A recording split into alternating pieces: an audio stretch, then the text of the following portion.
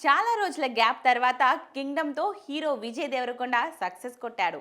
Movie openings కూడా ఈ విషయాన్ని ప్రూవ్ చేశాయి. మరోవైపు విజయ్ దేవరకొండ కూడా తాను నటించిన ఖుషి ఫ్యామిలీ స్టార్ల ఇమేజ్ నుంచి బయటపడి హిట్ కోసం ఎదురుచూస్తున్న విషయం తెలిసిందే. ఇక విజయ్ దేవరకొండ హీరోగా తెరకెక్కిన సినిమా కావడంతో కింగ్డమ్కు కూడా మంచి బజ్ క్రియేట్ అయింది. ఇక ఈ చిత్రంలో దర్శకుడు గౌతమ్ తిన్ననూరి విభిన్నమైన కథనాన్ని తెరకెక్కించాడు.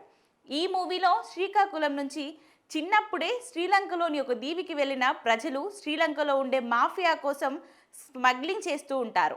ఇక ఈ దీవిలో ఉండే వాళ్ళను అటు శ్రీలంక ప్రభుత్వం ఇటు భారత ప్రభుత్వం కూడా ఓన్ చేసుకోవు. అందుకే వాళ్ళు తమ మనుగడ కోసం ఆ మాఫియా చెప్పే పనులు చేస్తూ బతుకుతుంటారు.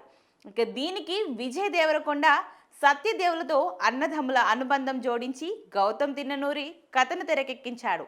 పాత్రల పరంగా హీరో విజయ్ దేవరకొండ సత్యదేవుల యాక్షన్కు తోడు కథలో కూడా కొత్తదనాన్ని తెరకెక్కించాడు దర్శకుడు గౌతమ్. కానిస్టేబుల్గా ఉన్న సమయంలో పోలీసు ఉన్నతాధికారిపై చేయి చేసుకున్న విజయ్ దేవరకొండను ఎందుకు సస్పెండ్ చేయకూడదో చెప్పాలని విచారణ అధికారి అడిగిన సమయంలో విజయ్ చెప్పే డైలాగులు ఆకట్టుకునేలా ఉన్నాయి.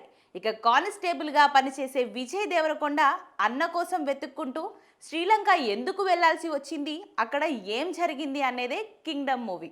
ఇక ఈ సినిమాలో మురుగన్ పాత్రలో కనిపించిన మలయాళ నటుడు వెంకటేష్ తన నటనతో ఆకట్టుకున్నాడు. అయితే కింగ్డమ్ మూవీలో హీరోయిన్ భాగ్యశ్రీ రోల్ ఎందుకు పెట్టారో ఎవరికీ అర్థం కాదు. ఇక ఈ మూవీలో ఆమె స్క్రీన్ టైం చాలా తక్కువ. కింగ్డమ్తో అయినా హిట్ సాధించి తాను కూడా స్టార్ హీరోలలో పక్కన నిలబడాలి అనుకునే విజయ్ దేవరకొండ కోరిక ఈ సినిమాతో నెరవేరిందనే చెప్పొచ్చు. అయితే అనిరుద్ బ్యాక్గ్రౌండ్ మ్యూజిక్ అనే చెప్పొచ్చు.